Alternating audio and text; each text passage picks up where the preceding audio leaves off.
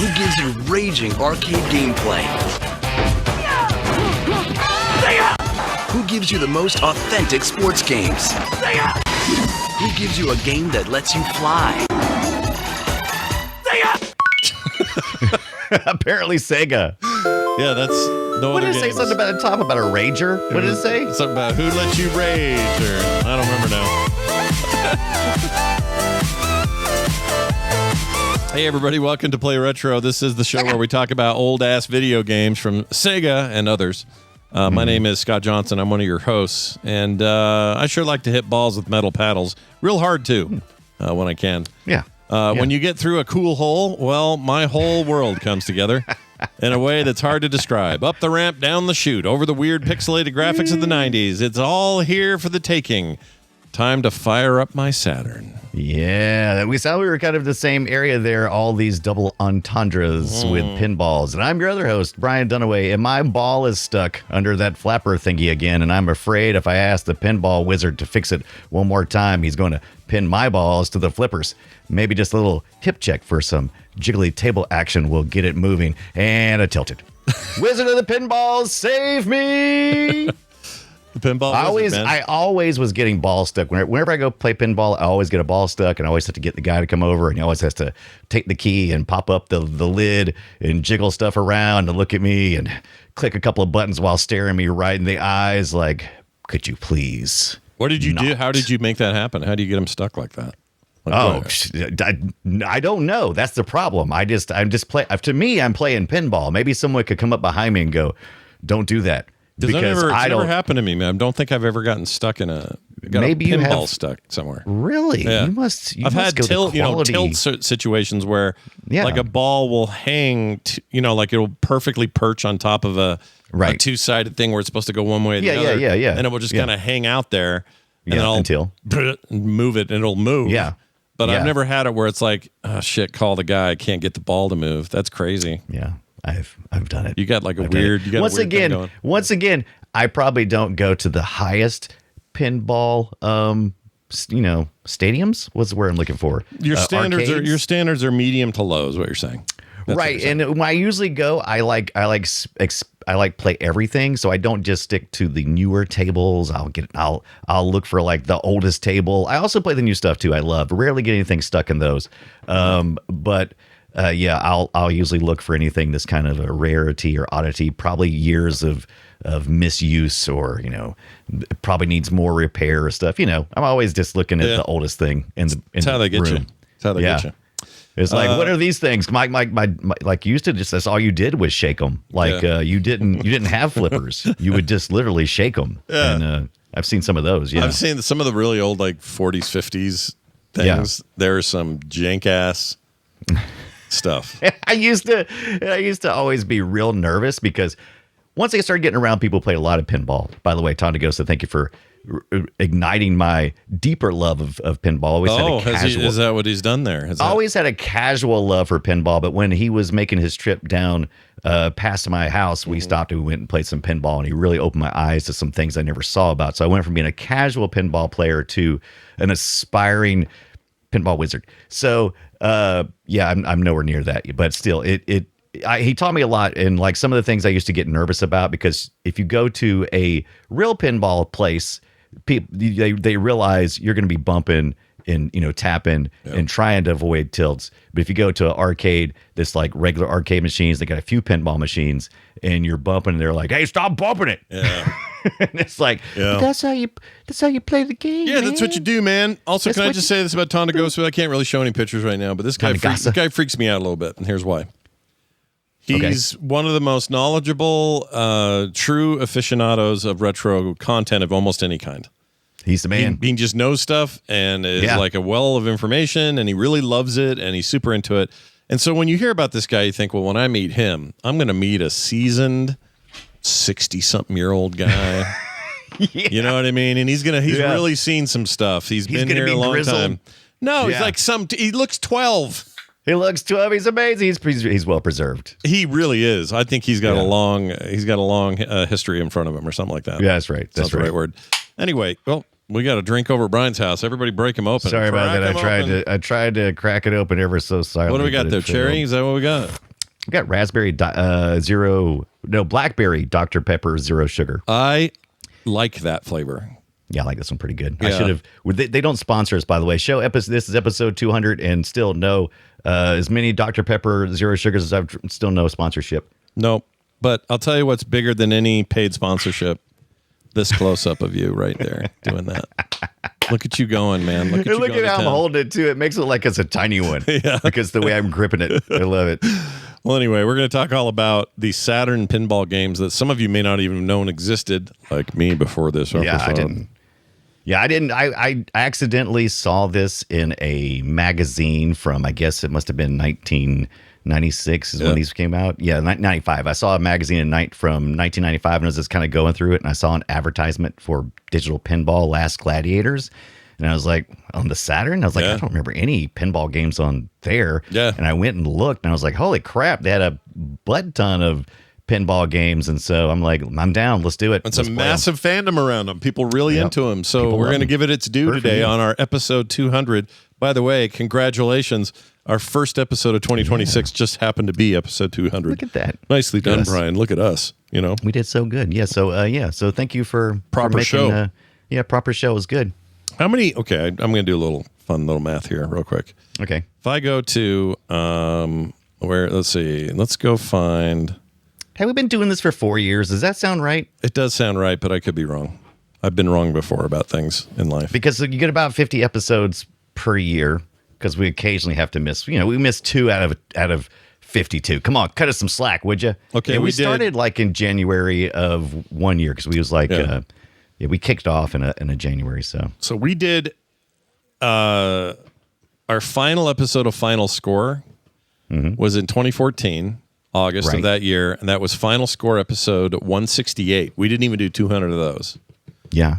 And then the Boop Show, which we did prior to this one, 313 of those. Nice.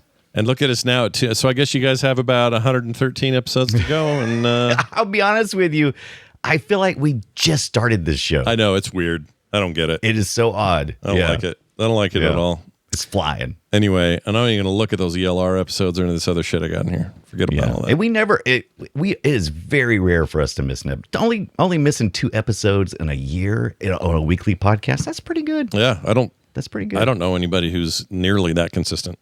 So look what we did. Pod fade this. Pod fade on me, baby. I don't know what that means. Let's move on. All right. Before we get to today's discussion topic, I do want to mention a couple of things. One, if you are coming or want to or desire to come here to Salt Lake City for Nerdtacular 2026, that's right. We're bringing it back one more time. And if you never got to come before, or if you did and you loved it, or whatever your reasons are, go get your tickets. They're available now. Frogpants.com is the place. I meant to have the link up, and I didn't do it. Here we go. Just the normal website, frogpants.com. And when you go there, you will notice there are buttons for tickets immediately for your use, or you can get more information. And if you get the more information, it'll tell you more about the event, kind of what it's about, where we've been, what we've done. There's a counter on how many days we have left. 154. Oh, my Lord. That's like next week. That's really close. Anyway, some old pictures. I think there's a good one of Brian on this somewhere. I have to find it.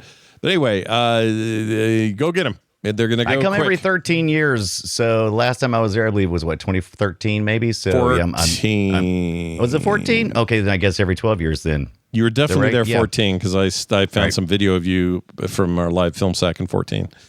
Excellent. So I've already reserved my hotel room. Yeah. And I've right now everything looks good. Everything looks good. I'm so excited. I'm planning on coming. So excited to see you there. If Brian makes it, which sounds like he will, I can promise you some good retro discussion, live stuff. It's gonna be great. If I'm guessing properly, Brian will probably bring some weird shit with him.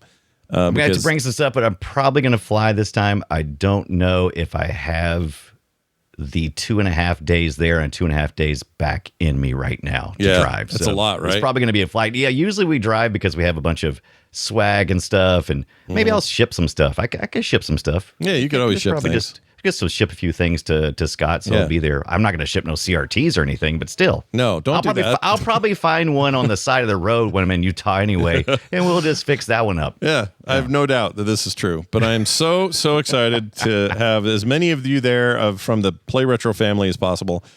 So get on up in there and let's celebrate the community that we built around all this stuff for at least one more big one like this. One more. Very excited. Yeah. It's coming out, or it's going to be here soon. So get your stuff registered. It's over at frogpants.com, and let us know if you have any questions. All right. Also, our pal KT Data, Kevin Tech, is right now walking around the streets and maybe not the streets.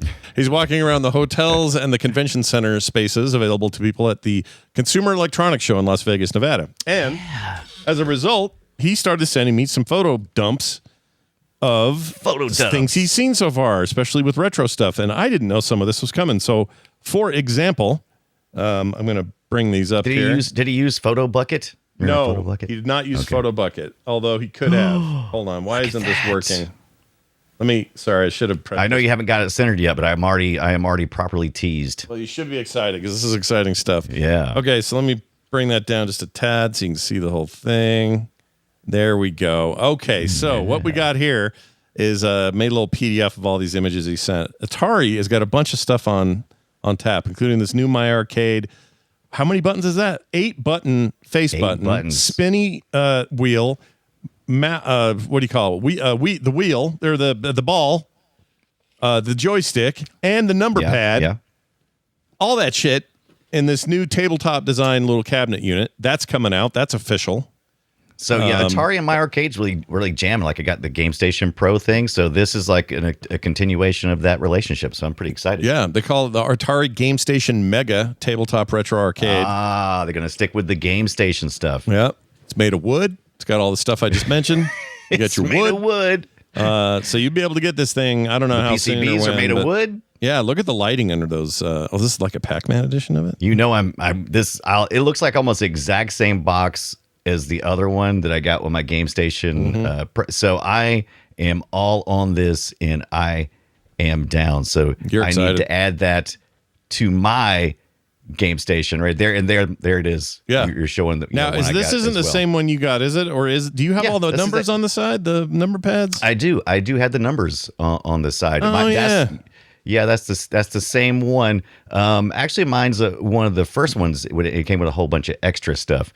But they're really, they didn't release this until later last year. Yeah. And they're working on a controller, a standalone controller, and like a joystick kind of thing that looked kind of similar to what they were using. I got that too. Let me show on you that arcade. Okay, very good. I'm pretty stoked about that. So this is another version of the device that's vertical. Yeah.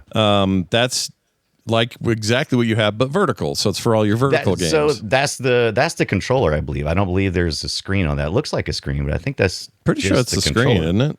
I'm pretty sure I think that's just a reflection. The controller, the pictures I saw, I could be wrong. Maybe it's something for your phone too. I don't know, but I know they're selling a control. They're supposed to be releasing a controller that looks just like that. Oh, so interesting. Maybe they are then. Yeah. All right. So then there's the stick below it. Yeah. Yeah. Then you got this. I haven't seen this. The gamepad. Okay, Game Station gamepad. Is this the one? Oh, maybe. Yeah, that's the other thing. I was looking a little. No, yeah, that's it. That's. I think that might be. Must be a closer picture. The screen part's confusing me. I'm not sure what they're doing. I don't like the black one as much. I like the one that's colored like the station. I tend to like that better too, even though the black probably matches the retro aesthetic maybe a little more. But there's a few other shots of that, and there's that. Look at that standalone joystick unit there. That's pretty cool. I want the little fight pad looking thing. Yeah. I want that joystick. Looks like it's got the centipede ball on there. Got 8 buttons for pressing. Is that a little knob right there? Or is that just that's a spinner knob. This glass makes it look cut, but it's a spinner knob like for Tempest type stuff. Oh, and then you have the ball, track ball, and then the joystick. Interesting. Yeah. Okay. So they're being pretty consistent across the board here. Here's another view of the thing. My Arcade was an excellent team up, because they were already making great stuff for Namco and other companies. Yeah. I've been pretty impressed with everything they've done. I have seen a few people be a little bit mad that they haven't hurried up faster with those controls and some of the firmware that was promised for the Game Station Pro and the Game Station Go. But you can see they've been pretty busy. They're not just sitting on their butts. What do you think of this new version? What do you think of this? This is a Capcom device. It's a Capcom version. That's brilliant because Bandai Capcom or Bandai Namco Capcom. They're getting their own version of this thing. This is I'm maybe slightly more excited about this because I need that as well. Yeah, because the game titles are going to be more arcade. Yeah, a little more of that stuff. They're also doing these controllers. Check that shit out. Yeah, 6-button, almost Sega-like, but they also have an analog stick. They got 6-button controllers, fight sticks, basically a My Arcade under the hood deal looking thing for your TV. More of the joysticks, and there's a closer one of that one. Yeah, that one looks similar to their Pro stuff with a new controller. Yeah, I like that. Pretty cool. Probably kind of borrowed from it. That. Yeah. So Capcom getting the Game Station treatment. They're actually calling it that, a Game Station. Once again, it's using the same name. I wonder if that was Atari only, but the Game Station appears to be just like the generic name. The Game Station is My Arcade's brand, right? And so so they just happen to do that. They're also doing the desktop one here with the Bandai Namco, so you can do that as well. That interests me too. That looks cool. That little tabletop. All of these are exciting. That one won't come up, but it's the same thing really. Now that's one thing, and then he sent me some more. Hold on, right here. There we. Whoops. Why aren't you opening? That's annoying as hell that you won't open. Let me just try it again. Why won't it open? It will. I just had to be patient. More patience needed, sir. Yeah, more patience. Okay. What? This is... Is that what I think it is? Let me scroll up. 8BitDo has a new competitor to the actual the Microsoft Elite controllers you can buy, like with the fancy replacement parts and the clips underneath and all that. Yeah. Replacement sticks. 8BitDo's making one of those. It's their take on it, so which means it'll be a lot less expensive. But look, there's a little extra parts, little face buttons, extra stuff in there. Nice. Swapping it in, swapping them out. This is very interesting to me because I love me some stuff over there at 8BitDo. Anyway, this is just the first a couple of photo dumps. He's going to take a lot more. He's also going to interview some people on the show floor. And we may hear back from Kevin next week, as early as next week, on what he saw. So one of the things that I heard was announced was going to be there, and if KT Data makes it around to it, that'd be awesome. There's a new Star Wars pinball game Stern's doing, and I'm pretty stoked about that. They have supposed to be there. It's supposed to be at CES. Okay, that's cool. If I read I mostly just read the headline, the blurb, so I could have got it wrong, but I saw it in passing and was like, oh. Yeah, let's see. Actually, if there might be a news item about it. CES Stern Pinball rolls. They got a D&D. Yeah, looks like they got some stuff there. Here you go. You got a D&D style one called the Tyrant's Eye. Look at that. Oh, yes. Yeah. There's the whole thing. Let's see. There's a dude playing it. there's a dude. Look at these guys. Playing the pinball. They look like they belong right there doing that. Right. They're in the exact spot they're supposed to be. What's this one? Same thing. Looks like it's just showcasing that one. So if they have another one, I don't know about it. But all right, cool. Kind of cool. Oh, that was 2025, not 2026. Well, anyway, whatever. Brian, what'd you get up to this week? Anything? So it's been. I haven't had a chance to talk about it. We did this over the holidays, but you know Shave Maddox? Of course you do. I do. Shane's awesome. Love that guy. Shane is awesome. And so Shane and I was on Facebook one day, and Marketplace stuff popped up, and it said Shave Maddox, and I was like, what? And he had like a Texas Instrument home computer for sale on there. Now, full disclosure, he said it was $25 then when he purchased it. Yeah. So that's fine. Doesn't bother me any. But I saw he was selling it on his Facebook Marketplace page, and I was like, hey, how goes it? How's the luck local? Because you usually these things are very heavy and kind of expensive to ship, and so we came to an agreement on a fair price, and we spent way too much on shipping to get it across the country, but it has arrived, and I'm looking forward to testing it out. You getting it fired up yet? Does it work yet? I have not fired it up yet. It does light up as far as the power goes, but I haven't put on the video adapter. So this is the Texas Instrument Computer 99 4A, and in really good shape. And there goes your little There's your little cart areas. I have a few of these already in my collection, so I'm looking forward to playing with that. Also got some. Let me see. It was something cool in here. What was it? What I didn't have is I don't have a user reference guide. Now I do. Now you do. Jeez. Look at that. Oh yeah. Special. Spared no expense. Let me know. Shared. No, didn't spare any of the expenses. What was it? What else I wanted to show you? It was in here. Look at this big giant chunk though. Look at that. What the hell? Oh, that's for like the TV RF stuff. Modulator. Yeah. Well, that's a beast. That's as big as that's like getting a Walkman for Christmas. Look at that thing. Look at that. Nice. But in really good shape. So looking forward to fiddle farting with that. And thank you so much. Yeah, like I said, saw in the marketplace and I was like, oh, why is that showing for me? I was like, oh, cool. Your friend has a thing for sale. Yeah, I know that. Well, give me it. Every once in a while, this is my favorite thing to do on Marketplace. I've never actually sold anything on there. Me either. My wife has bought things on there before. It's fine, whatever. But I like to go on there just to see what weird shit's up there. And check this out. For $169,000, I can get this snowcat looking thing. Oh my gosh. Look at that. It's some used, I don't know how used, snowcat snow truck thing. Snow Olo thing. I don't know what you use this for other than, I live in a place where we often get snow. Annoying, because I imagine you would have no choice but to be annoying if you drove that. Yeah, I want it though. There's a lot of weird shit like that. I love it. Anyway, well done and good job, Shane. Slowly rotate around with the camera and take a picture of yourself now to celebrate. He knows what I mean. He knows what I mean. We're going to get into it. This is the digital pinball talk discussion. Saturn. Break out your Saturn. Break out the successor to the Genesis. And technically the Sega CD32X and Sega Genesis 2. That successor. Take that Saturn out. Fire it up because we're doing this. Shall we play a game? We shall indeed. We're going to talk first about the last Gladiators game, but in general, this is a collection. I mean, you could never buy it together, I don't think. Not when they were new, right? You had to buy this stuff all separate, as far as I know. Oh, the pin. Was there any collections that had all these titles? It may have happened later, but it didn't happen when they were first released. Right. Digital Pinball Last Gladiators came out in 95, and then there was a follow-up in 97 called 9.7. So if you're looking for the one with the least glitches and the most quality gameplay, look for Digital Pinball Last Gladiators 9.7 for the Sega Saturn. Yeah, why did they call it 9.7? What was that about? It was released in 97. I didn't like that either because I kept going, annoying. Why is it called 9.7? And I was like, oh, it was released in funny. Yeah, that's really annoying to me. I was like, thanks a lot, Last Glad. Well, they also called it Digital Pinball Last Gladiator, so which wasn't really a great description of what the game is. But it's digital pinball, sure enough. And there are 4 tables. There's Gladiators table, Knight of the Roses, Dragon Showdown, and Warlock.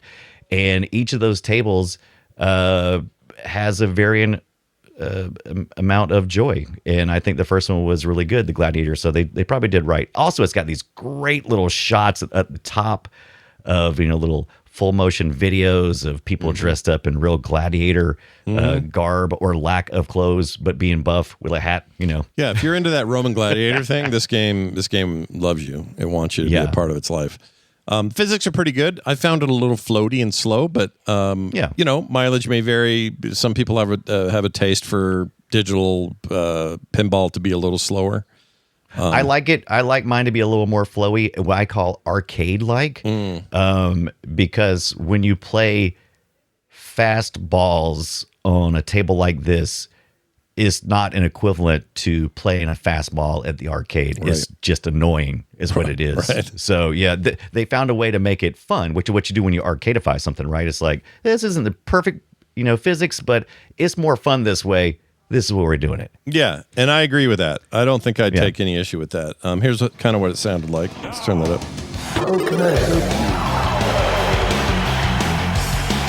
Listen to that rock and roll, baby. I love all the little jabs they take at you. Get ready for battle. Because you're gladiators in this one, there's a coliseum at the top of the table. Yep. The great joy about, to me, for pinball, is looking at all the cool artwork on the table and trying to understand the point behind the story that you're trying to understand or being told through the pinball table. Because pinball table is not just about a ball rolling around on a table and physics and flipping, even though when you go play them, that's usually the first thing you notice. There's usually a story being told, a lot of, different ways to perform tricks, or, I guess you wouldn't really call it a trick, but, perform certain moves and flips that will gain you the most points. Yeah, there are unlock balls. Those are the mechanics. The mechanics of the game aren't just the mechanics. Like the physicality of pinball, real pinball or digital, either one is a thing. But really what you're trying to do is figure out, all right, if I go here first, that unlocks this possibility. If I properly do that, well, now I've advanced. And now other things are happening that wouldn't have happened had I not done stage 2 of, whatever. Mm-hmm. I realize we're explaining Pinball 101 to people who know this stuff. But it's important to know that in video game terms, you can get away with a bunch of stuff because it's digital and you can kind of be magic, and some of the things the board will do can be, like if you play the Pokemon pinball games on the GBA or the Game Boy or original Game Boy, those games are, what you do in them is not possible in the real world, even though there's things in there that are possible in the real world. But then, they take it to video game levels that physical pinball can't do. These stay in their lane. These try to be more like legitimate pinball experiences. Not legitimate, it's not the word. Authentic is what I'm trying to say. That's a good way to explain it. And it's not like they don't take you to Fantasyland. They don't go, oh, now there's a magical thing floating around that couldn't possibly be there if this was real. Everything in these games, or at least in this one, is rooted in physicality, and I really respect when those are well done in a video game, and I usually find them fun. I like both ways. Like I like some fantastical stuff in my pinball for sure. I do like that, especially when they go all in. Actually, you know what? That's what it is. I like the ones that go all in on one direction or all in on the realism. Either way, I'm happy. If you try to bridge that gap a little too, you're being a little clever for your own good, I'm not really into that as much. So there's a lot of problems that have to be solved when you're taking a pinball machine and you're bringing it into the digital world. And one of the first problems you got to figure out, the first solution you got to figure out for the problem is, do you think that your users would enjoy following the ball with the camera? So you got your camera, and are you going to follow the ball all over the table? And then the user has to kind of predict when the flippers are going to be in view and be able to use the flippers. Or do you go with kind of a forced perspective? There's other solutions too, but these are the two most popular. The forced perspective, where the screen, it almost looks like the table is square, because it's got that lengthening at the end, whereas you see the whole thing. The disadvantage is you can't really see some of the elements that are at the top of the table as well as stuff that's at the bottom of the table, but you have a lot better user experience, in my opinion, if the table is static and you only have to monitor where the ball is going. And I appreciate that solution to that. So to me, that made this one feel realistic, because you already got things to worry about, like, we talked about it maybe early in the show, where you want to bump the table a little bit so that you can kind of guide the ball around and avoid tilting, though you don't want to hit too hard. All that stuff is here. This used the Sega Saturn controller. Most of these pinball games use the left on the D-pad for your left flipper, usually if you have a lower and an upper flipper, and then on the right side, the button furthest to the right used for the right flipper. So I think they hit all the right notes here, and like you said, each of these tables is heavily steeped in the theme to create an immersion, which is kind of hard to do, right? I mean, we should mention that you have Gladiators, Knights of the Roses, Dragon Showdown, and Warlock are the 4 tables included. Yeah, I think they're all pretty strong. I think they're all really good tables. I definitely have. So a good collection has favorites and not favorites, so that you can have those conversations. Yeah. So I definitely think that the Gladiator table is strong. Good thing, because they named it after it. I'm thinking that's why they did that. It's like, what do you name your album? You name it after, which one do you release on the radio first? You're going to release the one that's the hit. And so they did that. They did. But I think the Dragon Showdown and the Gladiators were my 2 favorite. Knights of Roses seemed a little too muddled for me. And the Warlock was just hard. Screw you, Warlock. I don't like Warlock's you. But I did hard, like but I liked it. I had fun with it. I liked everything they scream at you. This game has Sega attitude. Oh, yeah. Kaze captured. I don't know if they already had attitude themselves or that they took on the Sega attitude, but it's rock and roll. It's great little sound bites here and there of little jabs. In the story, and each one of them is told very well, I think. Yeah, So listen to this one. This is from I think this is the Warriors one. I think. Wait. Warlock, I meant? What I meant? Warlock. I think this might be Warlock. Yeah. Oh, no, this is Dragon Showdown's what this is. And listen to some of the stuff. I have your gold. Battle again. Wait, let's go back. Look at that multi-ball. Yeah. Yeah, it's Sega as hell. Everything about it. You gotta get the multi-ball, man. That's where the real, you have to really focus and try really hard and find what part of the flipper the table is going to accept a ramp run or is going to accept you hitting parts of the table and up in your score. But really the goal is to get that mayhem going. Multi-ball is your dopamine portion of this game. That's right. It's like, And that's true of all pinball games that have multi-ball, honestly. It's a moment of like, you can feel the chemicals in your brain increase. Yeah. Because I've been rewarded. Yeah, it really is. It's like this basic reward of all these balls, and now I have all these chances to hit all these balls and do all this stuff that I would never have with just one ball. It is such a. That's great. It is such a lie too, because you get lucky a lots of times the multi-ball. I know some people have mad skills that can make really good use of the multi-ball, but most people at either beginner or maybe mid probably see multi-ball and just hit them as fast as you can, just as many as you can, and hope that they don't collide, because there's no time to think about if I hit this ball, will it collide with the other ball, and then they'll both go down the side or something crazy. You don't have time for that. You're just flipping balls. Yeah. And it's kind of a ripoff because it's always really fun, and then I end up losing everything. It's just like, there went all the balls. I lost my turn because it's unmaintainable. It's unobtainable. Unobtainium, maybe even. Unobtainium. Check this out. Let's play a little bit of this guy, the Warlock table. Oh, yeah, the Warlock. Thunderstorm. Here we go.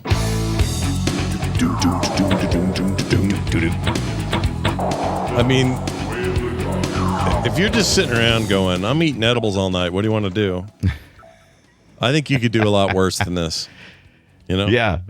I agree. And you say Warlock was one of your more favorites. I like Warlock. Yeah, I liked it. I like the vibe of it. I like. I don't know. They're all kind of like edgelord. The whole thing. Yeah. But the Warlock one, for whatever, spoke to me, and I like the colors and all that. None of these are physical machines, though, right? No, you can't just go and play a Warlock machine somewhere. Yeah, Kaz or Kaze, however you want to say it, Japanese developer, did not create these from real tables, but they were definitely inspired, especially like the backboards and stuff. When you see a lot of pinball games, probably since the late 80s or 80s, later, they have a lot of the amber lights and stuff. This thing right here. Yeah. Whoops. It went away. The backboard. Yeah. So it's got little animations and things that show you part of the story, what you've unlocked. Like that right there. You get this pixelated, they weren't even LEDs back in the day. They were more like little tiny lights. Yeah. Yeah. Like old like a Vegas. Marquee. Like old Vegas marquees. Kind of. Exactly. Yeah. It's like, Elvis is performing tonight, and you just see kind of a pixely looking version of Elvis. It's like that. You see this now. They do this now with drone shows where they put the drones up there and then they animate them based on their position, and it looks like video, but it looks like the back of a pinball machine video. It's really weird. Yeah. And even now they still use that retro. It's still a retro aesthetic. We could do really modern looking screens up there, but still we do those old kind of marquee looking things up there, which I love. And they did that here. They digitized that. They found a way to they paused the ball temporarily if there's a big announcement, which is good. Wouldn't happen in the real arcade, but there's only so much screen real estate, and they use that to cover the table up with it, and so it always works well. Yeah, I didn't even think about that, but you're right. They pause your ball. It's the most unrealistic thing in the game. It's the only thing that isn't realistic, and I'm fine with that. That's a fine way to use your video gameness of the thing. Mm-hmm. It's fine to kick it in right there. I do want to know what you think. So we talked about the top-down versus the forced perspective thing already, but as a personal preference, boy, it really depends on the game for me. If I'm playing a game with really good scrolling that is directly top-down, and if that ball goes too high, the screen is scrolling with it, I really do enjoy those, but I think I need those to be like your Sonic Spinballs or your freaking out there games that really are nothing based in reality. And if you're going to make a table that's supposed to feel real, I think I prefer this. Yes. So, it's just kind of I guess it just depends on what you're playing. So. I mean, you kind of can predict where it's going to come down, but usually those types of games where it's like top down, they may even have like an elongated board where there's like like almost like a partition in the middle of the screen where you may have extra flippers at the top. And there's usually a lot more going on, and it's not realistic. Like a standard table, like you said. So I'm the same way. I'm not a big fan of that though. Like I said, I get a little bit, I wouldn't say motion sickness, but I can't always predict when it's getting near the flipper, and so I don't really react until I see the flipper in my lower peripheral vision, and I don't have the greatest peripheral vision, so it's always annoying to me because I just seem to fail a lot. Here, I don't have to worry about it. Like in my line of sight. I'll give you an example of a game that to me needs the top down and not the forced perspective, and it's this relatively modern game called Xenotilt. This came out last year. That's a good one. I guess 2 years ago now. Came out in 2024. It's ridiculous. It's a lot like the old. Oh, what was it? Shoot! It was the TurboGrafx 16 pinball game. Demon's not Souls. Damn it. Demon Tilt or something like that. No, it's not. Yes, I would say Demon Tilt almost at first. It's not right though. It's something else. Demon Crash. Demon Crash. Is that it? Crush. Yeah, the Japanese called it Demon Crash, and then we called it Demon Crush. That's Devil's Crush. Yeah, Devil's Crush. There you go. I was trying to get the Crush part. This is a game. It's $20 normally on Steam. You can often find it for half off. I bought it when it was new, so I don't remember what I paid, but. The Xenotilt game is like this spiritual successor to those kind of things. They also made a game called Demon's Tilt, which is, again, a little bit closer to the 16 game. But anyway, that top-down thing for this sort of light show craziness, pixelation, lots of bullet hell stuff going on, perfect for that. You don't want this in a forced perspective, realistic fashion. You want this craziness with this dynamic zooms really helpful and all of that. I really like that game. But on the other hand, if you said, hey, those guys are making a realistic game next, what do you want out of that? Well, I don't want this. You know what I mean? Right, yeah. Yeah, I don't know. It's just a wild comparison when you look at those two things. So. Yeah. That kind of reminds me of like Geometry Wars almost or something. Oh, it's so good, dude. The pinball. Yeah. And the Demons one is on sale right now. Oh, maybe it isn't now. It was. This winter sale was really deep. There were lots of good deals, but watch for one of those to go on sale because they're freaking fantastic. But they're nothing like this thing. This is a very hey, remember pinball and how real it looked? Well, here you go. Here's your Saturn games. That's what you got.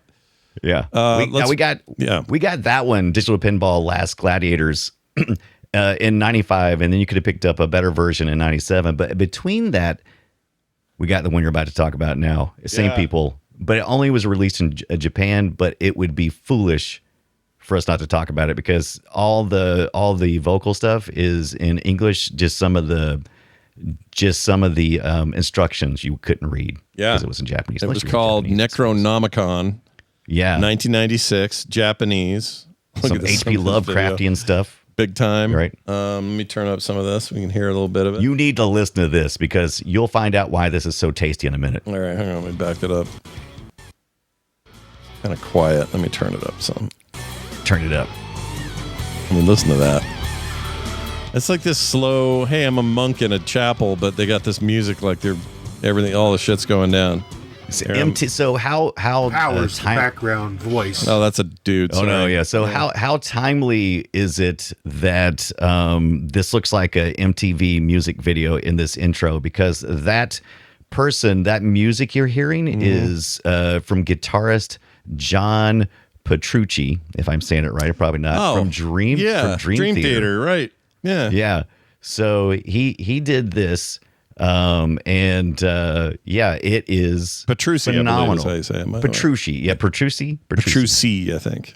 Yeah, I've never said it. I've read it in many magazines, but I've never said it out loud. I don't watch interviews. It's like, either, do you want to go to Buc-ee's? Do you want to go to Buses? There he is. That's the guy. Look at his arms. He does not skip arm day when he's making guitar riffs. Not. Those poor strings are like, oh no. Yeah, they know what they're in for. But yeah, this is I would argue more of the same. They actually tilted up the view a little bit though on this one. Yeah, they improved it. So this is probably where they improved it. They had some good success in the first one, and so they went a little further. This is Kaze again, and this one is amazing because there's 3 tables in this one and a mode called Realm Mode where you can play each table to progress. So pinball has a progression system that you may not be aware of because it takes a lot of looking at the table, reading the instructions, and just digging in deep to get a progression story. It's there typically, but not always. This makes it a little bit easier because it's going from table to table, and it is just solid. It took everything they got right in digital pinball and kept it, and they got rid of the things that they got wrong. I think it's a good jump up. My only spooky. It's HP Lovecraftian, by the way. It is Necronomicon. It's Lovecraftian. It's fine. The problem with the Lovecraft stuff is it never. I'm going to get in trouble for saying this, but it never really did anything for me. It's just not my. I don't know. That's fine. A lot of people aren't into. I read a bunch of it. I thought it was fine. Whatever. I know. Like I love Stephen King, and huge inspirations from him are from reading Lovecraft. But I don't know. It's just doesn't do it for me. I never particularly enjoyed the moment to moment of Lovecraft, but it is like when reading it is like, oh, this is the core DNA. This is where a lot of this came from. So it's like, oh, so it's kind of like a history dive for me. So I definitely like. Why'd this end up in Japan only, do you think? What happened there? I think we were by this time, they were probably planning on shooting this back to America, probably around 97, if I had to guess. And by that point in time, Saturn was doing still very successful in Japan. People think that it didn't succeed anywhere, but it did. But in America, not so much. So probably just a lack of interest. Kaze is a Japanese company. They were publishing their own games, so there was no they would have to make a relationship with somebody to publish in America again. And so it's probably just too many hurdles. Too many hurdles. You got to remember right around this time, PlayStation was out by 96 and in people's hands. Yeah. You had and that was like 95. Was it 94 or 95? It launches in Japan. We get it 95, 96. Yeah. The N64 is right around the corner, or is already out even at this point. Yeah. Can't remember. You could tell they definitely wanted to do it because they definitely wanted to release in America because they picked, a guitarist from Dream Theater. Yeah. And, trying to appeal to our, our sensibilities. Almost all the effects and stuff, the voices were, American audience geared, as well as the MTV type of, intro and everything. So I think there was definitely plans in the beginning to release it in America and just... Thanks, Dr. Rell. That's an amazing beard. He's my new he's the new host of the show right here. He's beard commercial. Beard, yeah. Yeah, look at that. How do you think? What do you think there's a regimen and a cost involved with keeping that beard the way that is? Dude, that thing is definitely oiled. I don't know. I always see beard oil, but my beard is not big enough for oil. No. But that thing is beautiful. It's a thing of beauty. It makes me embarrassed to have this. Whatever this is. This scruff I've got on my face. Let's go shave. Let's shave. Why even bother? Yeah. Why even pretend? I want to see how much of a thumb I look like these days because it's been a while since I've shaved. Yeah. And I don't know what I look like under these. You look like that. You look like that I'm scared. That guy in the video at the top of the Necronomicon, you would look just like him. You think so? Yeah. And one thing they did do, they were so realistic in that first one with how the pinball reacted to things. This one became more supernatural. So like the big, there's usually like in these pinball games, there's usually like a big structure or object that's kind of like the central visual for the theme. And in the first one, it was like a coliseum, and different transparent warlock looking things that were going to dragon head. And this one, there's this more arcadey kind of thing or home computer game. So it's you got these animated scenes of eyes kind of appearing like a Lovecraftian from another dimension staring at you. So it doesn't look as physical. It looks more magical. And that is a little bit breaking, but I think it works here.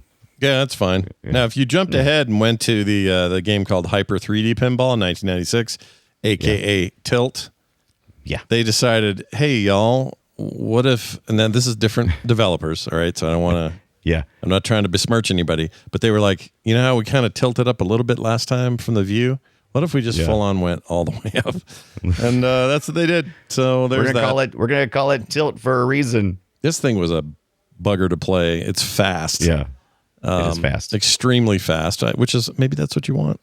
So this is what a real pinball of this era that they're trying to emulate moves in real life. Yeah. And it's not, it doesn't work on a computer screen or TV screen. It's too fast. In real life, it seems right, but no, you don't want it. Yeah. In here. I think it's slow it down. It's slow it down a little bit. Yeah. Like I appreciate the retro aesthetic of it. Like this is very much like this old school kind of big old bumpers, big old, what are those things in the top? Big old bumpers. What are the red things called? I forget what they're called. Yeah. I call them, I just call them bumpers. Just bumpers, right? Anything that bumps, there's bumpers at the bottom, there's bumpers at the top. Basically anything you hit on the side of. Yeah, the little, the little twitchy little rubber band side things. Yeah, like I'm sure somebody's going to come in and say, no, those technically are the lower bumpers and that's the upper bumpers. And I'm sure somebody. No, I guarantee we're getting this all wrong. There's nothing we're getting right. Yeah. Yeah, but the person you were watching just then is playing it. This game introduced two options, so you could play it either top down, like you saw, where it was flying around, or you could, I think by default, I think the Saturn, if you hit is it the C button? Anyway, one of the buttons, it will do the standard static like on the other games. So you could choose your poison of how you wanted to do it. Yeah, that's pretty awesome. I don't, again, the speed, it puts me off, but. Yeah. Oh, like I said, the speed's not nearly as bad. It's still bad, but not nearly as bad because it looks worse. When you're following the ball like that, the whole screen is just flying by. When you're just sitting there and the ball is going fast, it's not nearly as upsetting to me. But this one was on a lot of platforms. I think also on the Sega Saturn, it was called the Hyper 3D Pinball. By NMS Software, and Virgin published it. But on other systems like DOS and PlayStation, I think it was called Tilt, if I'm not mistaken. But there was a lot more tables this time around. The tables had a lot more variety. They have like a race car theme, which was pretty cool. They got a space theme. Let me go through the tables first, then I'll complain about it. Do it. All right. So they got the race theme. They got a fun fair theme, which is kind of cool. Got some kind of neat special sound effects in that one. Star Quest, kind of a space one. The gangster, I really like that one. The monster was kind of like a Frankenstein kind of vibe. There's mist and magic with like dragons and stuff, and so the tables here are much more diverse. But each of the themes is like they took a genre and just tossed a salad and threw it at you. Yeah. Because Star Quest, they have like an Enterprise ship on there, but then they also have almost like a Viper or something from Battlestar, and it's just got like these crazy generic characters. And I knew they set me up right away because I knew I was in for trouble because first of all, it starts off with like the intro screen of the logo Hyper 3D Pinball, and they got this cool kind of music kind of coming in almost like a THX kind of style, like, and then all of a sudden it goes boing, and it makes all these Warner Brothers types of cartoon sounds. Yeah. So in 1996, we were having, I guess they opened up the MGM cartoon library sounds. I don't remember when they did that. There was I have that downloaded. That I have it somewhere. Yeah, so you could they opened those up. You could I think like what was it, Sound Dog or someplace. There's a whole bunch of places that were licensing all these goofy sounds that these old cartoons used to use, and so you'd pick them up for your project, and they just threw that in here too. Of course. So so the theme stuff and the art stuff, I don't think works really well, but I did like having 6 tables and the variety of the tables. We're kind of fun. I liked it. Yeah. It's all right. Yeah, it's all right. It's not great. The one that made me scratch my head, though, was 1996's Pinball Graffiti. Because, well, I'll give people a look here. This is a weird art style. They've gone back to this whole, view, like the more of a extended force perspective. And they're trying to, I know what they're doing here. They're trying to give it like a stylized, almost like cartoony look, but also realistic. And I think the ball physics are pretty good. But man, I had a hard time liking how this looked. I can't really put my finger on why it bothers me. I think so. All the previous ones felt like pre-rendered. Yeah. They were sprites. Yeah. This one looks like it's using the 3D portion of the Sega Saturn, which it could do.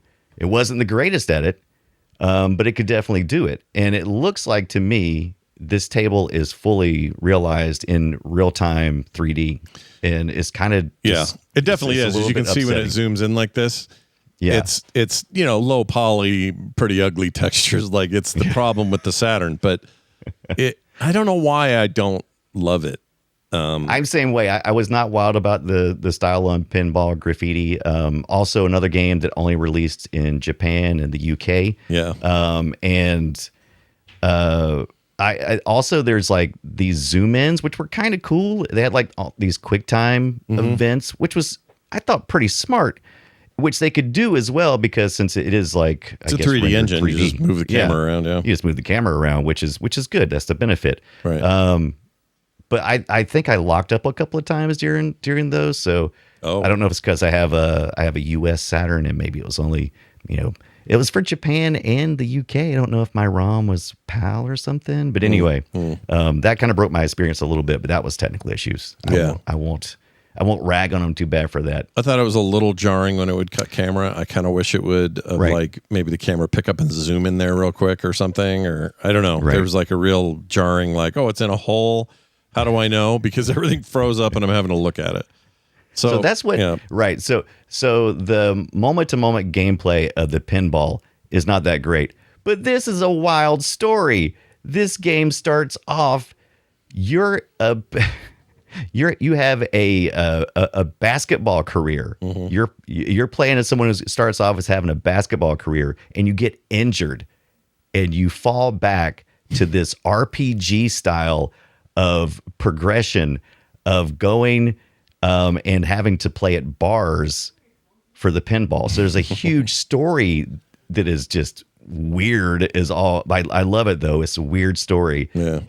Before you get to actually play the pinball, and there's a bunch of little mini game stuff that goes on. You can choose just to play the pinball, but the RPG part of it is really what makes Pinball Graffiti really at least a look. I think worth a look. Yeah, I think so too. Like I'm not saying it's the worst thing I've ever played. I just think it pales compared to really it's not the last Gladiators, in particular the 7.9. Yeah. Hate that stupid number, but I think that's the one that holds up. Yeah, I think it holds up the best. It's really strong. So there's worth to mention, like True Pinball. Never played that. What'd you think of True Pinball? Okay, so we're about to mention, and you're going to be mad, people. Because some of you pinball fans are going to be super pissed. It's like, you're not even going to talk about True Pinball? No, the reason why these are just a mention is because these are so good. They need their own show, and they actually live outside. Even though they're on the Sega Saturn, they also are parts of things that are outside the Sega Saturn. So you get PlayStation, and they have. In fact, this video I'm showing right here is PS1 playing it. Yeah. I think, is this the one that was on Amiga originally? It might be this one. Anyway, True Pinball is a great pinball game. Not going to have a lot of time to talk about everything because it's going to be a deep dive. It's its own thing. Yeah, but if people you get a chance to check that one out. love True Pinball. Yeah. Love it. They won't shut up about True Pinball. In fact, I had somebody write me on Discord and said, I heard you guys are doing True Pinball this week. I said, I don't think so. I think we're doing the other Saturn stuff. Oh. I started playing True Pinball, and I was like, "Oh, this episode may just be the True Pinball episode." And I was like, big. "That was not the intent." Yeah. And so I said, "We need to stick a pin in that one and come back." Yeah, to when it. we come back around to some pinball stuff, I think this maybe is going to get its own spotlight. There's some unique shit going on there. It's also Pro Pinball for the web in '96. Do you remember that? I did not, and I love. I remember it, but I did not play it. I don't remember it being worth playing. Tell me why I should play it. Why is it good? It's just a real solid table. Now it's very limited, so there's not a whole bunch of tables here. But the table that's there is really good. It's really solid. The physics, even though they're a little arcadey, is just spot on. It is a polished. It is a very polished pinball experience, even if it does have terrible. I wouldn't say terrible. How about of its time artworks and graphics? But look at the table itself. Yeah, look how it's kind of nicely lit and stuff. You know, I mean, it looks good even towards the back of the table. Yeah, which is further is once again that forced perspective, whereas it's just up there, and they even keep the marquee in the back is they don't like overlay it, so it's just real seamless experience that seems maybe the most authentic. Super real looking too when you just look at it. Yeah. You glance at that and you're like, oh, pinball video. What's going on? Yep, pinball video, man. But I don't remember liking it way back then. But I don't remember what I did. Did I give it a fair shake? Probably not. I probably scoffed at the idea that this was a game worth playing. I don't know why. I mean, you could play this was also one you could have on lots of platforms, right? PlayStation had it. Yeah, I think it was on a couple of platforms. Yeah. I don't know. We'll have to dig deeper into that one too. But but I also picked, I was like, oh yeah, this one's also good, but it's got tissue elsewhere that would be better served. Yeah. And we're not saying this is called Pro Pinball and you play it on the web. That's not what that means. It is called Pro Pinball the Web. Yeah, it would have been great for 96 when everyone's talking about the information superhighway. But A, we couldn't do graphics like this in real time in 1996. Yeah. And B, it's not about that. It's about the web. It's a space thing. The web. Space web. Space web. Web. And then there's this fantastic pinball Japan only. I don't know a thing about it. How do you say that? Whoops, I deleted it. How do you say that first name? What happened? I'm not even gonna. Well, is was it Kayente Kai? It's a Kai at the end, right? I have no idea, dude. Kayenten Kai, something like that. Anyway, it's fantastic pinball is what we would call it. And we're saving that one because that one does have the Alien Crush, Devil's Crush kind of lineage. It's definitely much more like that. So it's a lot more cartoony. It's not like any of the ones we've done today. It's top down. And like I said, Japan only. And it moves fast, and the table is huge, and there's a lot of cool things going on. But it really didn't fit in with today's show. But it's definitely worth a look, and we will eventually get to that. Probably we'll revisit Devil's Crush. I think we did Devil's Crush as part of something else, but I think it probably deserves its own. I think we did it with the Turbo. We did like a TurboGrafx. Didn't we do episode or maybe 16-bit pinball or something? We did something. I don't think we did 16-bit pinball, but I think we did. Like I said, I think it was something with the turbos. It wasn't a full thing. We'll have to go back and get it. I don't remember. Why do I not remember that? Why do I not remember anything? Maybe I just played it, or maybe we just talked about it. Maybe I'll spend the next week trying to pronounce. Maybe we did do some. I think maybe we did do some 8-bit or 16-bit pinball. Now that we're talking about it, I think we did, didn't we? You might be wrong. It's 200 episodes. Guys, we have this. We have a thing. Where is it? Where's our index? Games we've covered. Yeah, we've got it right here. Hold on. Pinball. Pinball. Yeah, we did retro video game pinball in September of 2003 or 2023. Oh my God! Right. And it was various. Okay. So that's what we did. And we talked about a bunch of stuff on there. Yeah. Oh, that's when we were doing we're doing those massive dumps. Oh yeah. I like taking a massive dump here and there. Massive dumps are great. Yeah, big fan. All right, well, there's that. We hope you guys find some fun. There's a lot of stuff to do today, by the way. Like I mentioned that Demon's Tilt and Xeno Tilt and all that. Fantastic games. They're, Pinball FX and others are kind of carrying the torch these days when it comes to digital pinballing, for lack of a better term. And there's real hardware too, so you can go play some real ass freaking pinball if you can find it. And Brian Ibbett's got like one of those. So basically, he just took a TV screen, gutted it, put it vertical, and just runs a Steam version of FX on there all day, I think. And there's like this cool standalone trunk of a pinball thing. I think Tonda has this, if I remember correctly, where it's got the flippers and everything. So it's just like a big controller thing, and it feels so you get the tactile feel of the pinball, and you can play something on screen. So those things are all really cool. They are cool. A really good solution, because one of the problems with having a pinball machine itself is because they're huge. And we talked a little bit about this in pre-show, talked about some of those old toys that were too huge, those play sets. Having a real pinball in your house, unless you got a large area, you're gonna run out of room. Man, quick. if you want to have the most expensive maintenance device in the history of the world, go ahead and get a newer pinball machine, because they're already like $20,000 or whatever they are, $15,000. And then maintenance on them is extremely expensive, because none of that stuff that's all intricate and crazy now. Yeah. So I'm not saying I prefer video game pinball over that, but it might be true. That might be why it's awful. It's awful easy just for me to fire up my Sega Saturn, which did I even show you? Yeah, I got it hooked up. So this is how I played it this week. Oh, very nice. Yeah, I got CRT. You got the thing. I got my CRT. Got my Sega Saturn up here. It's running. I don't have a satiator, but I have a Saru, which is up here. And Oh yeah, we talked about that, because that's the same guy. Got the Star Trek guy from Star Trek. Yeah, light it up. Nice, dude. Look at that. Sega. Forgot to light it up. He yelled Sega at me when I looked at it. All right, let's move on to a game we made up. All right. This is a game we call Guess My Game, and it's where we play old audio from an old game from a retro time. We tell each other the year and the platform. We have to try to figure out what each other brought to the table. I'm going to start this week with the GameCube and the year of 2003. All right, that's 20 years plus. That's 22 years ago now. God, we got to get back to some GameCube. Maybe we do some 3 years ago. Jeez. Maybe do some Pokemon Game Boy Player sometime. Pocketmon. Anyway, here is your your GameCube game. It is, like I said, 2003. Here's my audio.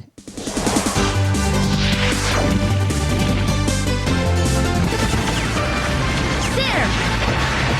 Yeah. Yes. Yes, more. Yes.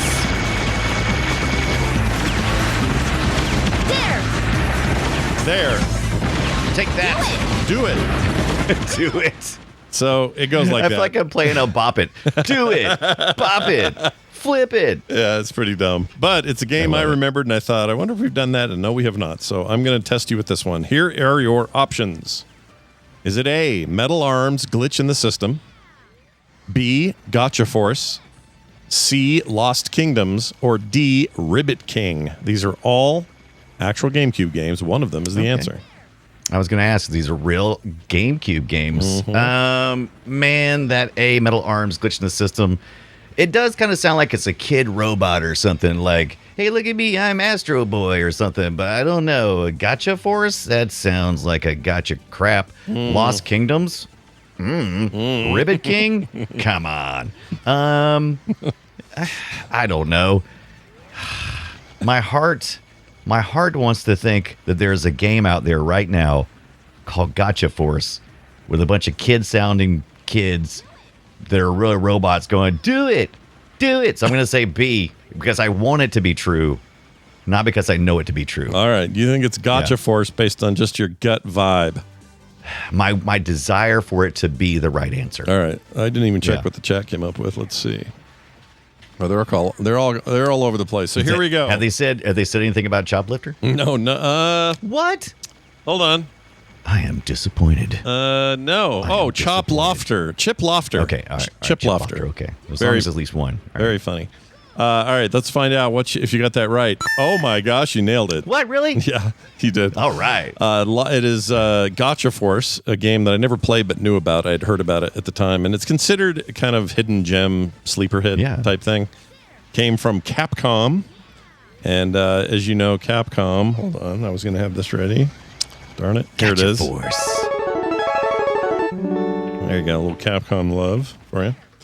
That was Gotcha Force. Worth looking at. It looks like kind of a nightmare. I don't think I could play it today. I'm a little annoyed too. I think I have looked at Gotcha Force because it's got little gears in the thing. Yeah. I do remember playing this a little bit. Yeah. Because I remember thinking too. Then I'm like, oh, G-Force. It's kind of like I feel like okay. I feel like I played it at a Walmart kiosk. That's what I feel like it did, and maybe it was a demo disc or something. I don't know. Yeah. But well done, Capcom. Listen to how much it's really coming at you, though. That thing is just full of audio. Oh, yeah. No, this is like, it's almost Sega levels. Yeah. There. Good job. All right. You're the best. Brian, let's play yours. What do you got for me? All right, let's do mine. So this week I already on the Sega Saturn. I said, why not? And I said, what was how about 1997? Let's go Sega Saturn 1997. All right. I like both of those things, that year and that device. Let's find out what you got here.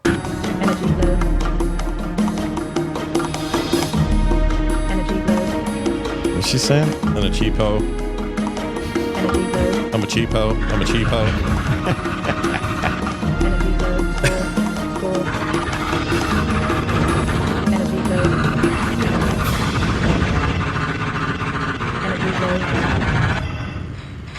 And a Home Depot.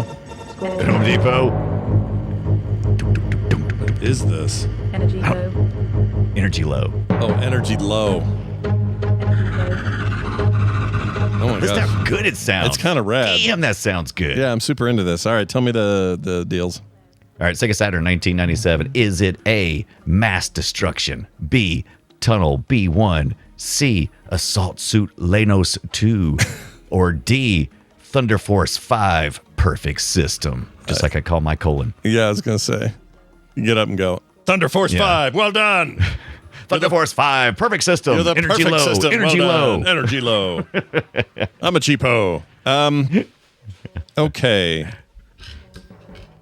Wow. It could be any of these. Yeah. I'd say D. I think it's D.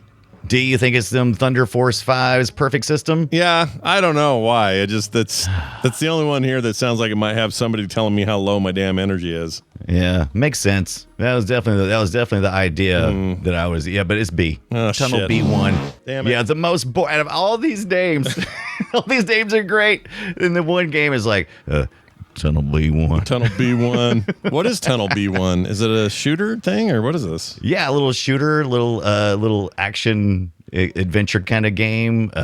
Yeah. Let's take a look here. I've got it. But I just fell in love with the audio, man. That just sounds made my Saturn sound so freaking good. So you just driving around tunnels and shooting shit? Is that what's going on here?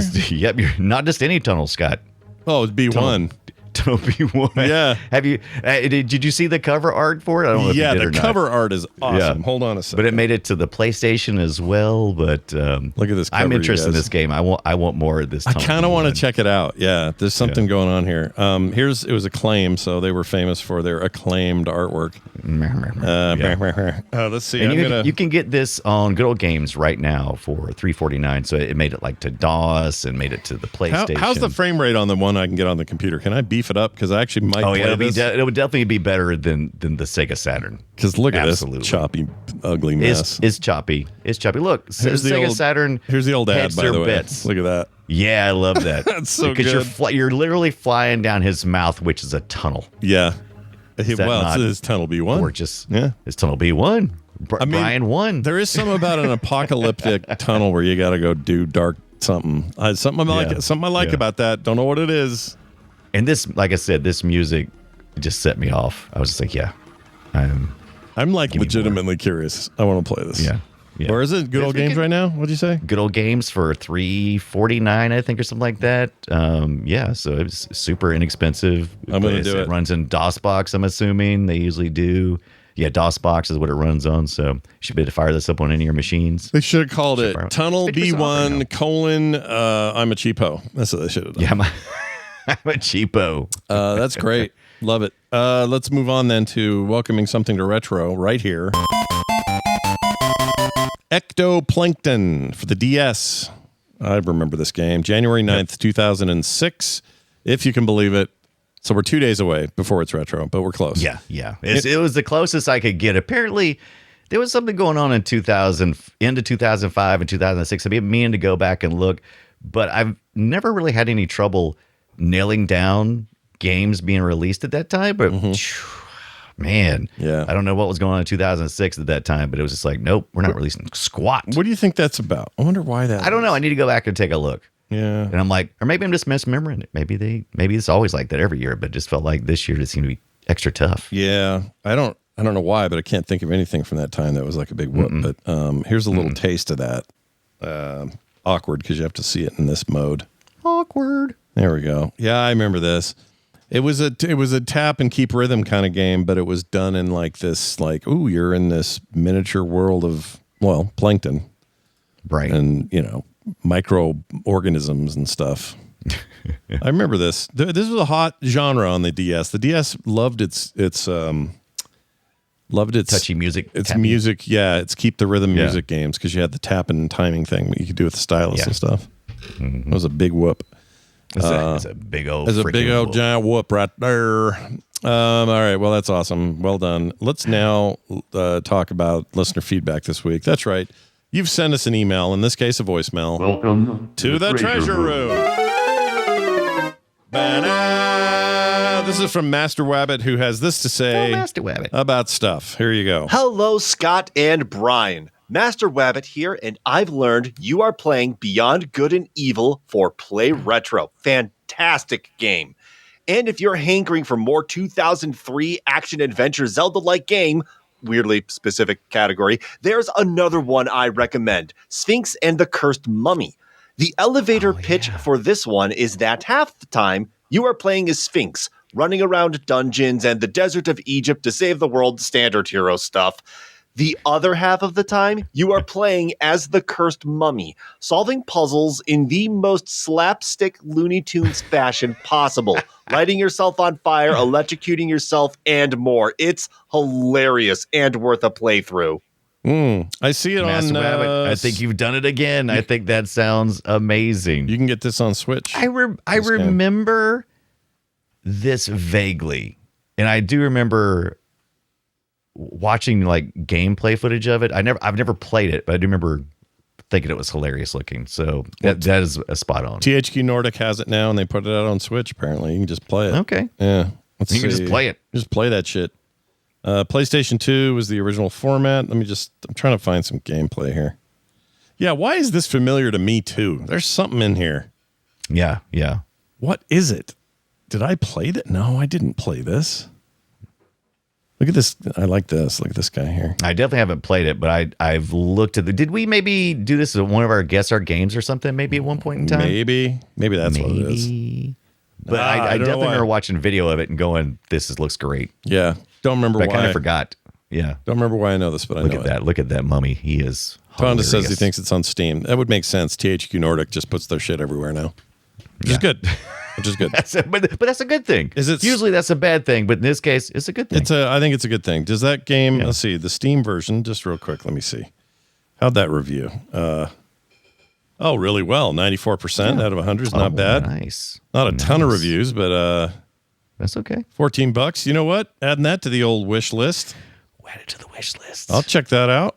Oh yeah, these people really like this. This is a well-reviewed piece of work. Terrible intro movie though. Some low rent 3D going on there. Good Lord. What you gonna do? Thank you for that voice message, which you can send yourselves to voicecast.app/playretro, or just find all the links at our website, frogpants.com/playretro. Our next discussion and or game will be Astro Boy. Astro Boy Omega Factor, and that's the 2003 GBA game, and Astro Boy, the 2004 PS2 game. Will this mark our first PS2 title? I think it might.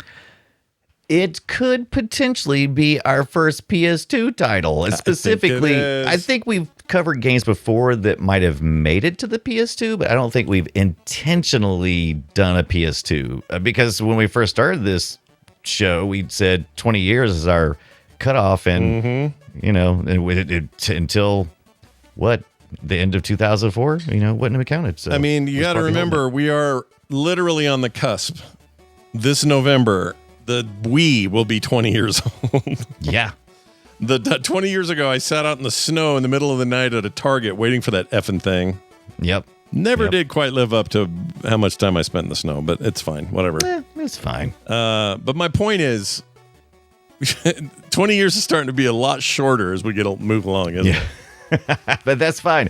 Yeah, because we've only got so many years left, Scott. Yeah, that's true. But it'll be our first proper PS2 game, and that'll be fun to do, as we haven't done that. But more importantly, that GBA game, Omega Factor, is an underrated freaking bomb. It is good. It's so good. Oh my gosh, it's so good. It's one of the best GBA games you'll ever play. I love it. So, oh my gosh, this Taz, it says Guitar Hero 2 turns 20 this year. Oh, yes. That means Guitar Hero 1's already retro. Yeah. That's effed. It is play retro for sure, man. Sorry. That's effed up. Sounds like with the prices of RAM, SSDs, and GPUs, we're going to be doing retro for a lot longer.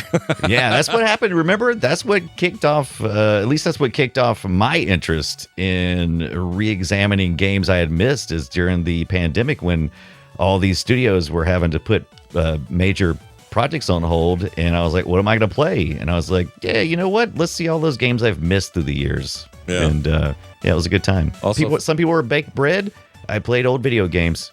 Yeah, and just a quick correction. Philly Codehound's right. I said that game was a bomb, an underrated bomb. I do not mean it bomb. Underrated bomb. I mean it explodes with greatness. That's what I meant. Yeah, it was the bomb diggity is what you meant. The bomb diggity. The bomb diggity. Yeah, what was I thinking? I should have just said bomb diggity.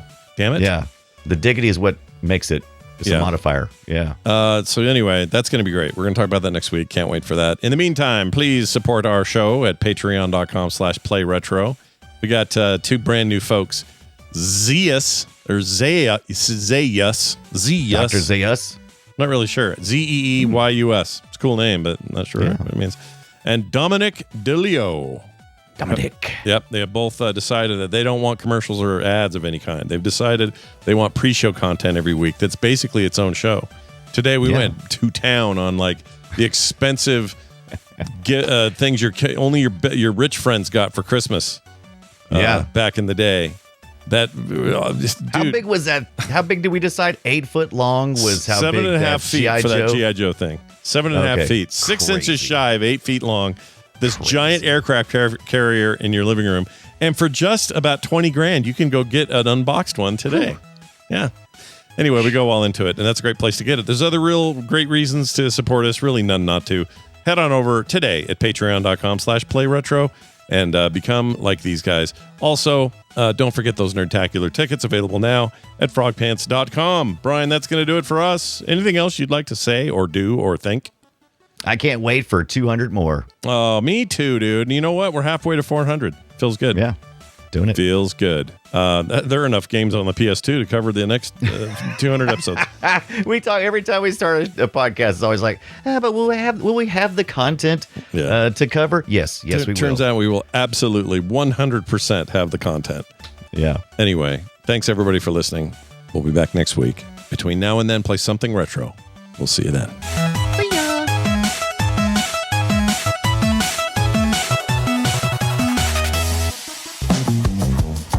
This show is part of the Frog Pants Network.